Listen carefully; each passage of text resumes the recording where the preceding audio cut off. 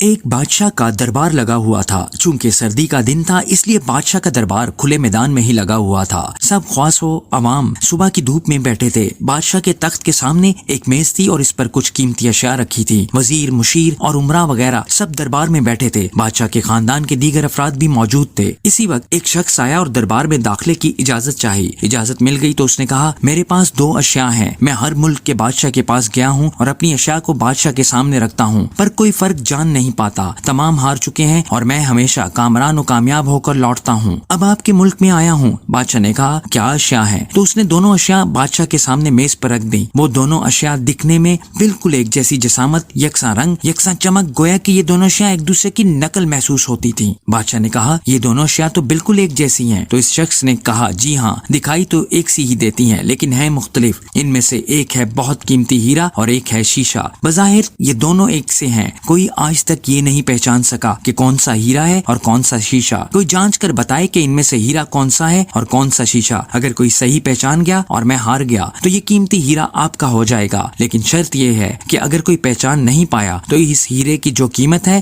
اتنی رقم آپ کو مجھے بطور انعام دینا ہوگی۔ اسی طرح میں کئی ممالک سے جیت کر آیا ہوں۔ بادشاہ نے کہا، میں تو نہیں پہچان سکتا۔ وزیر و مشیر بولے، ہم بھی جانچ نہیں سکتے کیونکہ دونوں بالکل ایک جیسے ہیں۔ سب کو گمان تھا کہ اب تو شکست ہی مقدر ہے، لیکن شکست پر انعام کا مسئلہ بھی نہیں تھا کیونکہ بادشاہ کے پاس بہت دولت تھا۔ بادشاہ کی عزت کا مسئلہ تھا کیونکہ تمام عالم میں یہ مشہور تھا کہ بادشاہ اور اس کی رعایا بہت ذہین ہے اور اس طرح ان کی سبکی ہوتی۔ کوئی شخص بھی پہچان نہیں پا رہا تھا۔ آخرکار تھوڑی سی ہلچل ہوئی۔ ایک نابینا شخص ہاتھ میں لاٹھی لے کر اٹھا۔ اس نے کہا، مجھے بادشاہ کے پاس لے چلو۔ میں نے تمام باتیں سنی ہیں اور یہ بھی سنا ہے کوئی پہچان نہیں پا رہا ہے۔ ایک موقع مجھے بھی دے دیں۔ ایک آدمی کے سہارے وہ بادشاہ کے پاس پہنچا۔ اس نے بادشاہ سے درخواست کی کہ ایسے تو میں پیدائشی نابینا ہوں، لیکن پھر بھی مجھے ایک موقع دیا جائے جس میں بھی ایک بار اپنی ذہانت کو جانچ سکوں، اور ہو سکتا ہے کہ کامیاب بھی ہو جاؤں، اور اگر کامیاب نہ بھی ہوا تو ویسے بھی آپ تو ہارے ہوئے ہی ہیں۔ بادشاہ کو محسوس ہوا کہ اسے موقع دینے میں کیا حرج ہے۔ بادشاہ نے کہا کہ ٹھیک ہے۔ اس نابینا شخص کو دونوں چیزیں چھونے کے لیے دے دی گئیں اور پوچھا گیا، اس میں کون سا ہیرا ہے اور کون سا شیشہ؟ یہی آپ کو معلوم کرنا ہے۔ اس آدمی نے ایک لمحے میں کہہ دیا کہ یہ ہیرا ہے اور یہ شیشہ۔ جو آدمی اتنی جگہوں سے جیت کر آیا تھا وہ بہت حیران ہو گیا اور کہا، ٹھیک ہے، آپ نے صحیح پہچانا،